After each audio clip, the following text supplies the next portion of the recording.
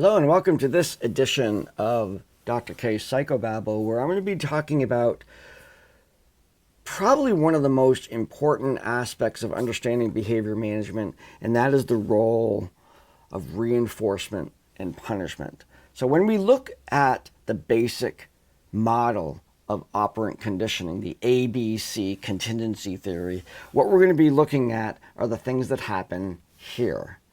The consequences.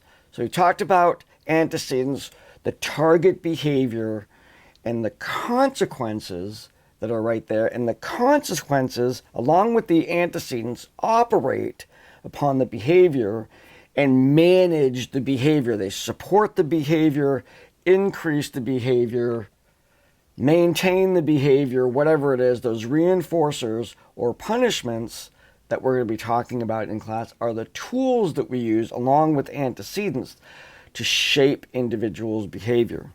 Now, what this actually brings to the table is one of the very few times in the field of psychology where you're going to encounter a law. In physics, we have them all over the place. The law of thermodynamics, the law of bad language, the law of gravity, all those things related to physics that are laws that are consistent nearly all the time without getting into a quantum sort of thing. But those rules are consistent, and so we refer to them as laws. There's very, very few of these in the field of psychology because we're just all dang so unique. But there is one, and that is the law of effect. Now, the law of effect was introduced by a guy named Edward Thorndike, researcher, and person considered the founder of modern educational psychology. Now, he's considered the founder of modern educational psychology because a lot of modern educational psychology and the practice of learning is based upon the law of effect. Grades and praise and reinforcements and whatnot have become just generic language in the field of educational psychology. Now, the law of effect itself is phrased like this.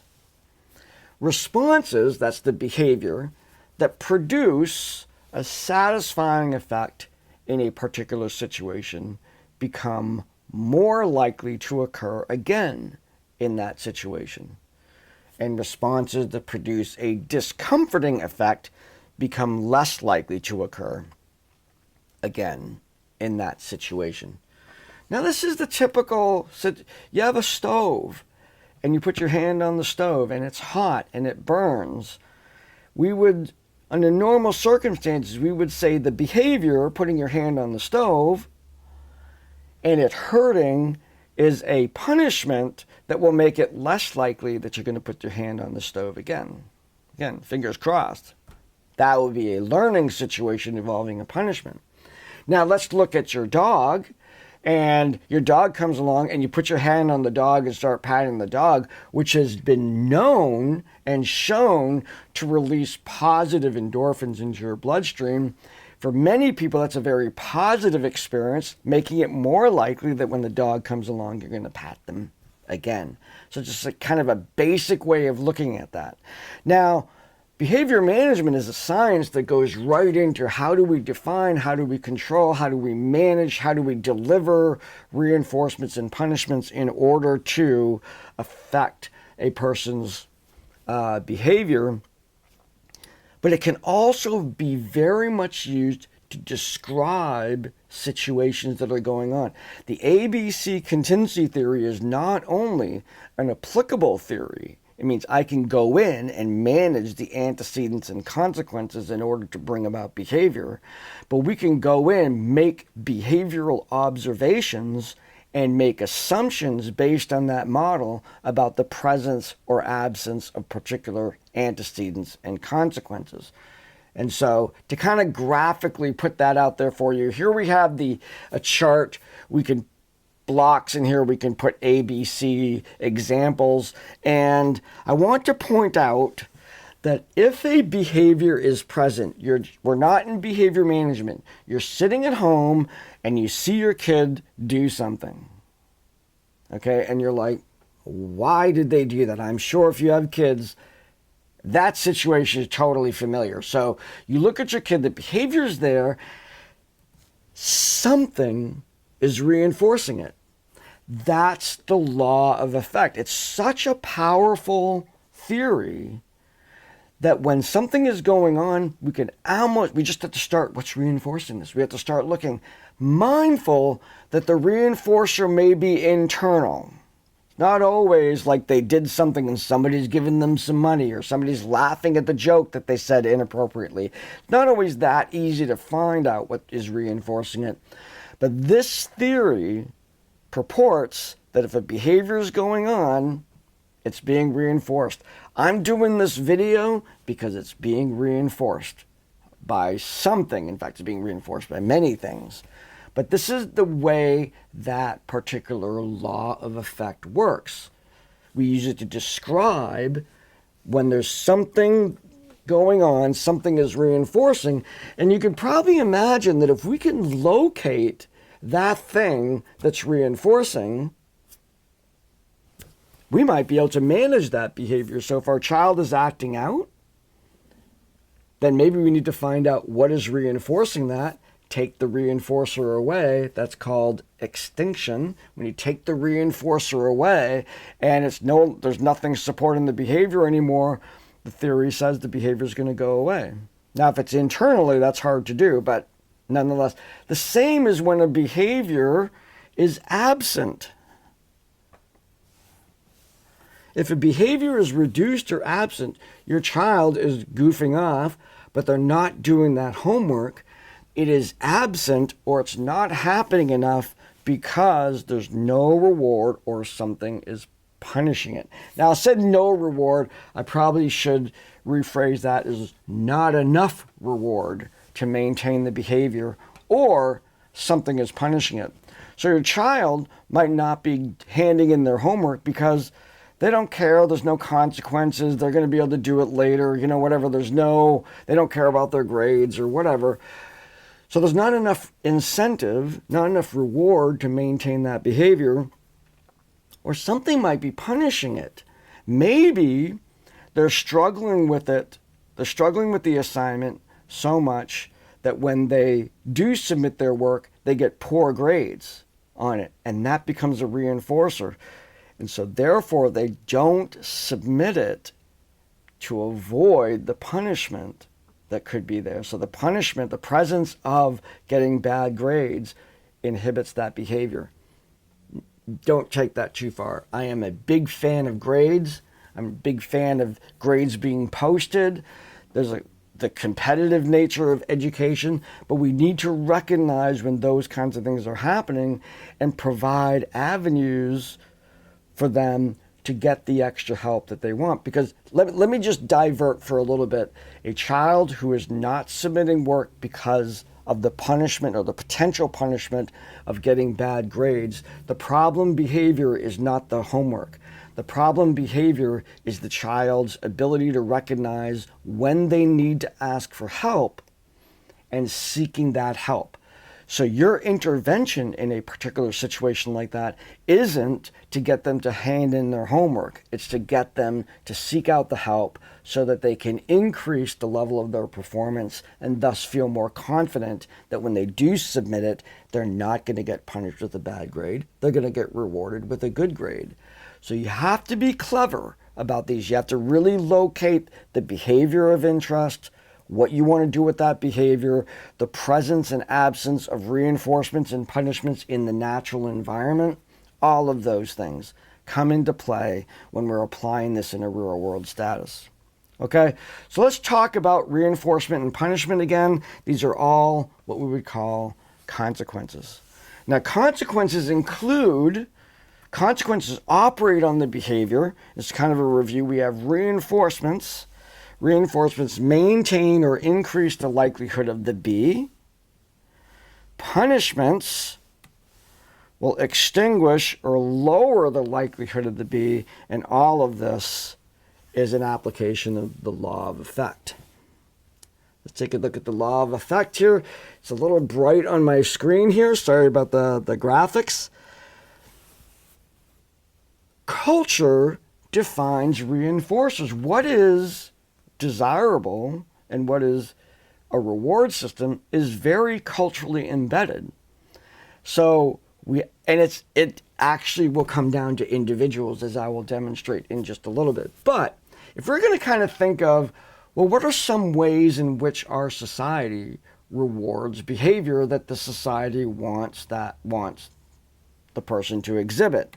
And we might include praise, hearing praise or accolades from our peers, getting attention. When somebody does something great, I'm sure, during COVID, one of the biggest challenges of professional athletics was no audience. And it really affected their performance. They really had to concentrate on just playing the game, because if you've ever played sports, even in a small way, you make a shot on the basketball court and you hear the audience react to that. That's a big incentive. Now imagine people have made a career out of making shots and they shoot the ball and there's nothing. It was a huge impact on the psychology of athletes. So again, we look a little bit more, some of these here. We have escape from a situation. That's reinforced. I act in a certain way to get away from something negative. That would be a reinforcer. Money, just flat out. Money, large token economy. I'll be talking about that in another video. And we can look at grades. So here are some examples of culturally defined, quote-unquote, typical reinforcers. Now we can also define typical punishments. These might include fines. We have to pay a fine or pay with privileges.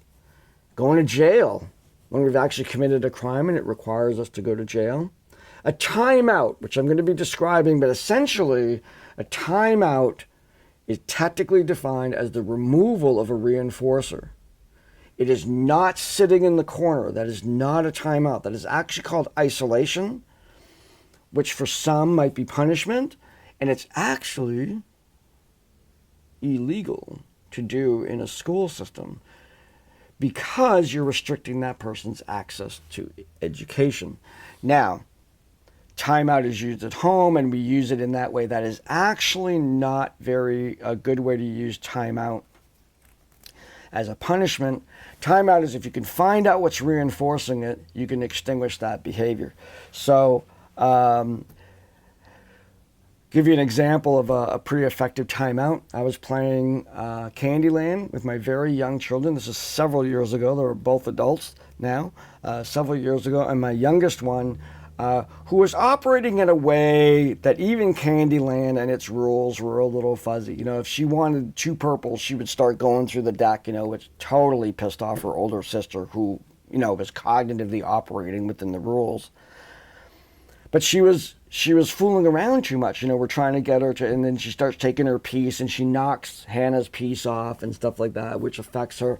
And so I said, okay, it's time for a timeout. So rather than take my daughter and put her in her room, which is full of really fun things for her to do, and she gets out of, maybe she didn't want to be there and she's getting out of it, wanted to escape from that situation. In order to determine whether that's the case and to actually provide a timeout, she was up on a high chair, and I pulled the high chair away from the table. She couldn't reach the table, and Hannah and I continued to play. And she had to sit there and watch.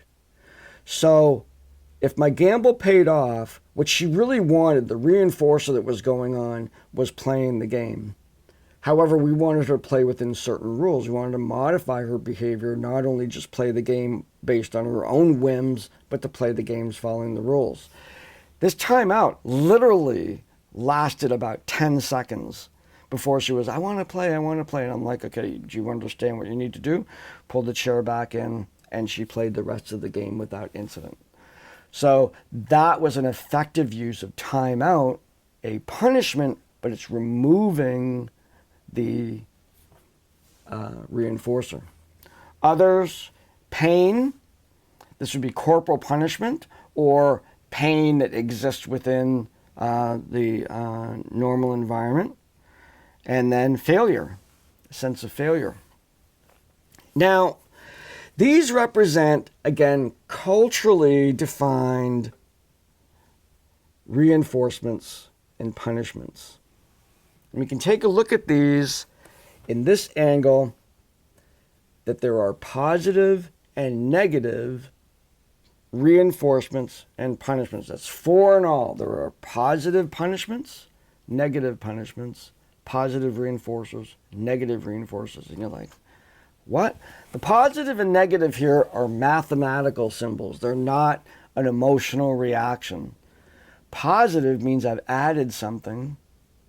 I've added a punishment or I've added a reinforcer. A negative means something is taken away. So there's a negative reinforcer, positive and negative punishment. Something's taken away, like in a timeout. Okay, so let's look at this set of culturally defined reinforcers and punishments. Reinforcers on the top, punishments on the bottom. Here are some positive reinforcers. We have praise. I add that to the. I have money. Pretty straightforward. I add that. Somebody does something, I add money, pay for them. Pain. The instituting of pain as a punishment. And of course, adding jail time. These are things that we add to a particular situation in order to bring about a change. So these are on the top, we have positive reinforcers, and on the bottom, we have positive punishments. You hardly ever hear that term because it's so contrary to the way we usually use those words. Positive meaning something that's good and happy. But positive punishments is a real term in behavior management, meaning I've added something and it has a punishing effect or a reducing effect. Remember, law of effect. Whatever I did reduced or eliminated the behavior, therefore, by definition, it's a punishment. Now, some negative ones mean escape. I'm escaping from something, and that's the reinforcer. Fines, if you're following my graphics here, fines. And timeout. Now, I hope you're recognizing that jail and timeout, they're right next to each other, and they're sort of similar. Because jail is something I'm adding. I'm sending the person to the jail. I'm adding that to their lives, but I'm also removing them from the outside world, which we would presume would be reinforcing. No one doesn't want to go to jail. And so that's both. That can be both. Now, another one like that is attention. Now, I'm going to put plus and minus there because we may act to get attention or we may act to avoid attention.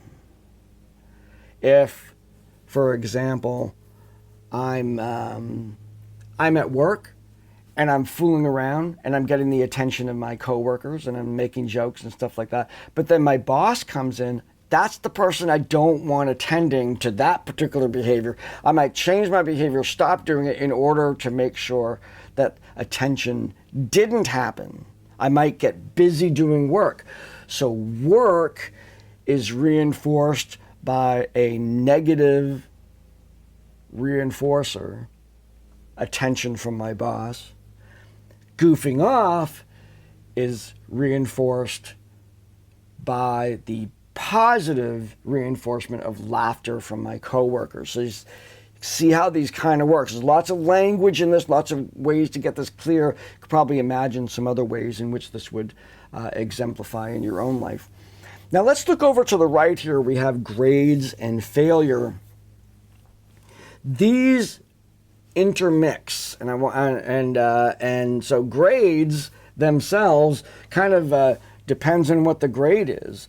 A good grade is probably reinforcing. A poor grade supposed to be a punishment that modifies the behavior, eliminates what you did. So if you spent the week getting ready for an exam by partying on Monday, Tuesday, Wednesday, Thursday, getting up early in the morning, Friday of the exam, studying for an hour, and you failed the exam, the idea of failure as a punishment is supposed to reduce the behavior from the week before, right? You're supposed to look back, have some deep thoughts and say, well, maybe I shouldn't do that before. Maybe I should come up with another way to prepare for tests.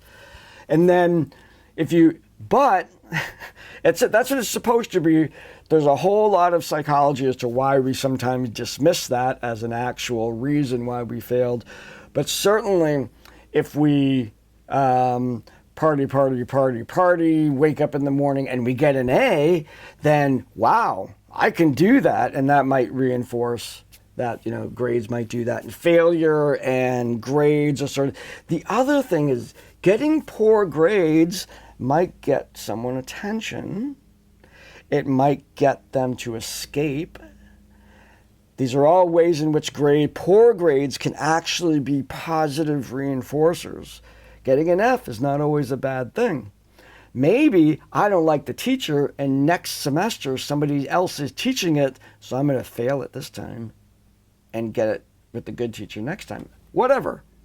We can also have getting good grades could be punishment because it raises the expectations. You got an A in the class, you're smart. Now you've raised the bar. That means you can get good in others, right? Depending on what your family expectations, what your expectations are.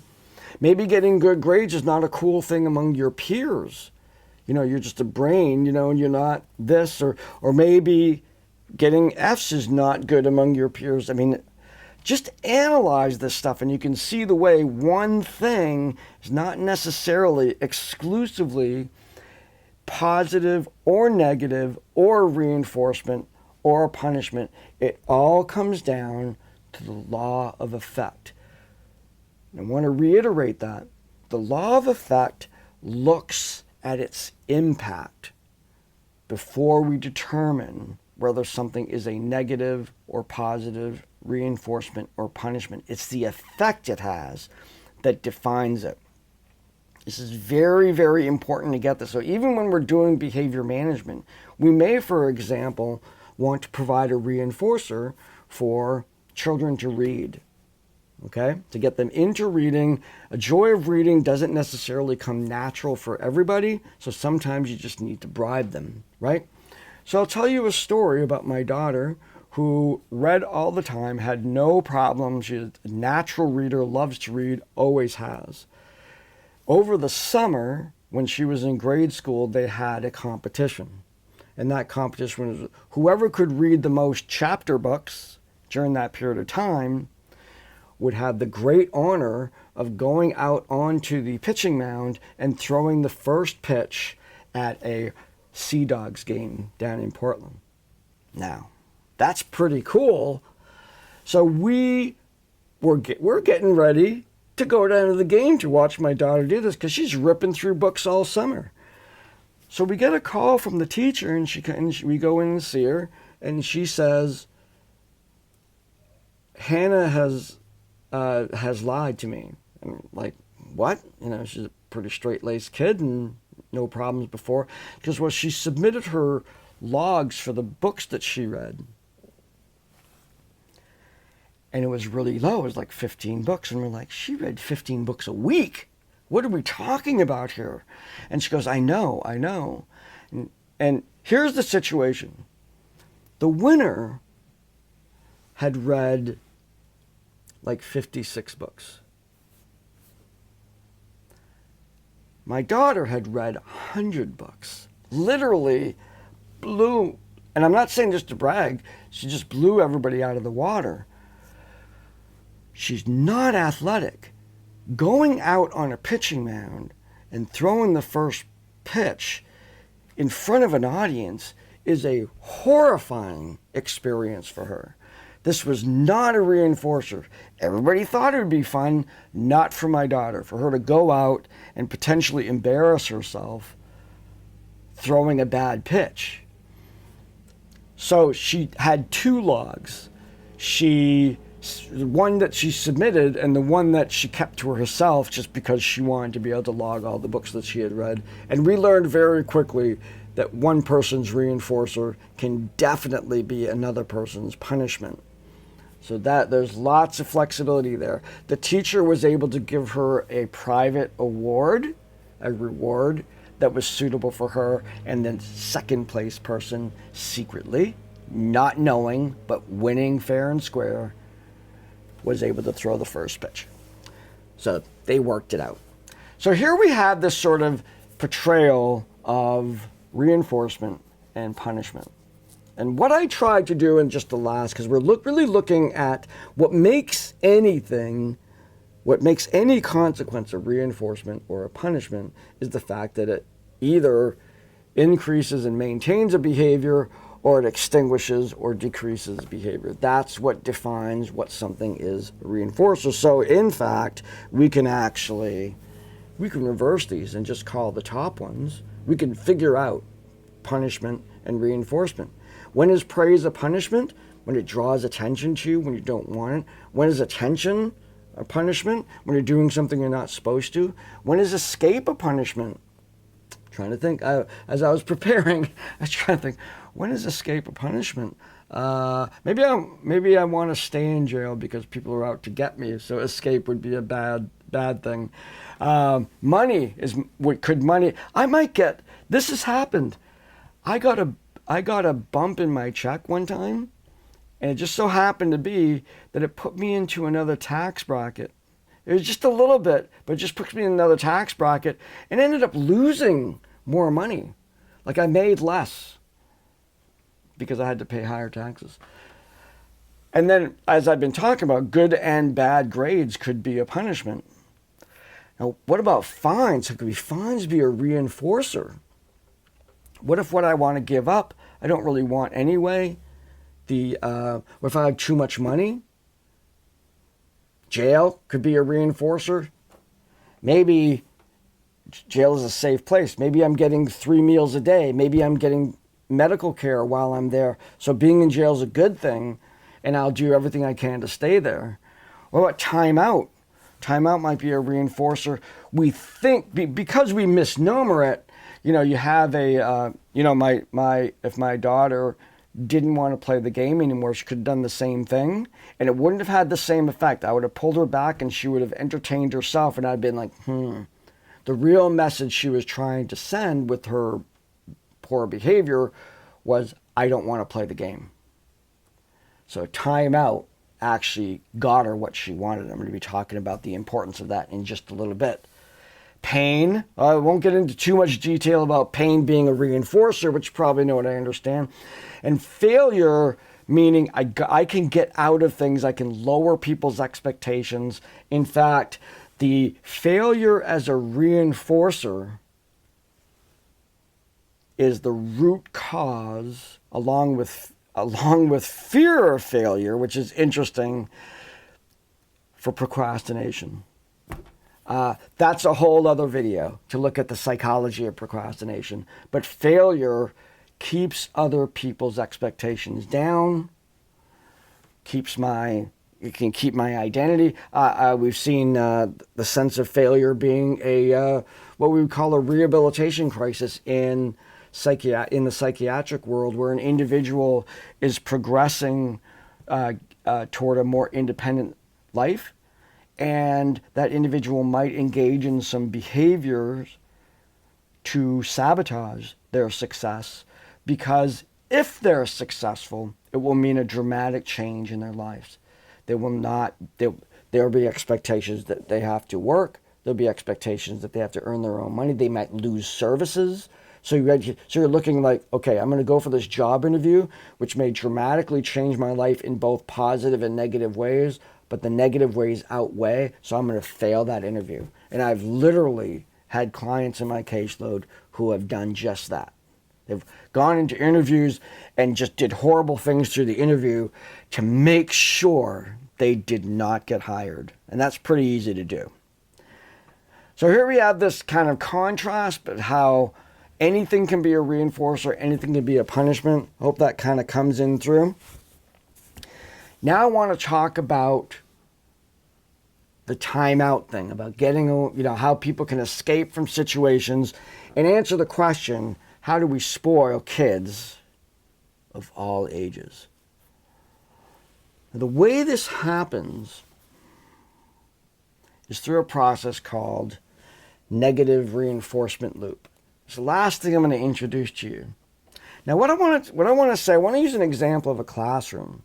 A teacher who, from their cultural upbringing, teaching is wonderful, knowledge and learning is wonderful. They are culturally different from most of the students in their class who don't think that learning is necessarily wonderful. The teacher's pets, we call them the pets because we align. Or students who are interested, really students who show great interest in psychology are my pets. I hope I don't treat them any different, but I like talking to them about because we share interest. The rest, not as interested, they're not going to compel me to reach out. I have to actually purposefully do that. But back to the grade school situation, you have this teacher who's very into teaching and whatnot, wants to get through the material, and you have little Billy who doesn't understand what's going on, because you use that as the primary cause. Kids don't act out in school for attention most of the time. They act out in school because they're either bored or they don't understand. They're above or below. So the stuff is going over their head or it's way below them, and that's where kids act out. So let's imagine for a moment that Billy doesn't understand what's going on. The teacher's doing all this stuff. He is going nuts. He's waiting to get called on and have the teacher literally call him out and expose him for not understanding what's going on. So what's the best way to get out of that? Well, he's learned over the time that the teacher doesn't like to be interrupted, so he starts acting out. And so he wants to get out of that situation. So he's going to start acting out in a way that he has learned will produce a predicted behavior in the teacher. The teacher wants a quiet, attentive classroom, meaning I don't want Billies in it. So here we've staged for the reinforcement, with the negative reinforcement loop, where Billy is in a situation he wants to escape from. He wants to get out of that classroom, and the teacher wants a quiet, attentive classroom while they go through their lesson. So Billy starts to act out, and the teacher sends the child out into the hallway to go down to the principal's office. I know they don't do that a lot because it doesn't work. But they send him down to the principal's office. Win-win. Billy got out. I get a quiet classroom. Teacher gets a quiet classroom. That's a win-win. When we are stuck in a win-win situation with a child like that, where the child loses their opportunity because I want a quiet classroom, when the true reason they're losing that opportunity or acting out, the true reason they're acting out is because they're lost or bored, then we're in a negative reinforcement loop. That can maintain for decades. Parents can do this when you're in the grocery aisle. The stores are smart. They put all those candies at the checkout aisle because you're going to be standing there for a little bit, and the kid starts going at it. And the kid can, if they learn that they can keep pushing until you give in, you're basically participating in a negative reinforcement loop. They want the candy, and you want them to be quiet and not embarrass you, so you give in. And that kind of loop of behavior where the child starts to manipulate the teacher or the parent is called the negative reinforcement loop. And it's problematic. It's shameful when the teacher recognizes what they're doing and realizes that they've been manipulated. It's embarrassing for the teacher. So sometimes it's hard for teachers to even grasp that and be open to that. I myself have been caught myself treating people different in my class in terms of who am I calling on and whatnot. And I purposefully try to keep an eye on that so that I don't participate in that, and try to make everybody enjoy the class, try and get everybody involved, bring people in, at the same time respecting people who don't want to participate in class and whatnot. But it's something to be very aware of. That negative reinforcement loop is how we create spoiled kids. That's the psychology of it. So if you're having a kid that's acting out all the time, for one, something's reinforcing it. You know that. If you have a kid that's acting out, you're probably reinforcing it. You're probably stuck in a negative reinforcement loop because they just push you too far and then you give them what they want and it becomes a bad situation. The solution to the negative reinforcement loop is actually positive reinforcements, connecting what you want them to do with gaining a positive reinforcement. That's the most powerful of all of these.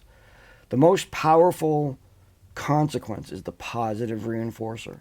So when you introduce a positive reinforcer, that is how you are going to fix that negative reinforcement loop. It's also how you avoid getting caught up in too much punishment, into punishment at all, or if you're even corporal punishment that can lead to physical abuse and emotional abuse. All of those can be addressed with an effective use of positive reinforcement to shape the child's behavior and to shape the parent's behavior. And so that there's some very, very clear methods on that. Perhaps I'll do a video on that. So I hope you've enjoyed this, a big kind of topic here with reinforcement and punishment, key aspects of how we manage behavior. All of this, keeping in mind, you can apply it to yourself. You can apply this all to yourself. You want a behavior to go away, you can apply a behavior plan using positive and negative punishment and reinforcement. If you want to make yourself more in shape, you can apply to yourself a system of positive reinforcement, negative reinforcement. You could use them all. There's some plans that are very complex, and if I go to the gym 3 times a week, I get a movie ticket. If I don't go 3 times a week, not only do I not get the movie ticket, I can't watch my favorite show. There could be combinations of punishments and reinforcers, and to make plans work, you can apply them to other people under your care, and you can apply them to yourself.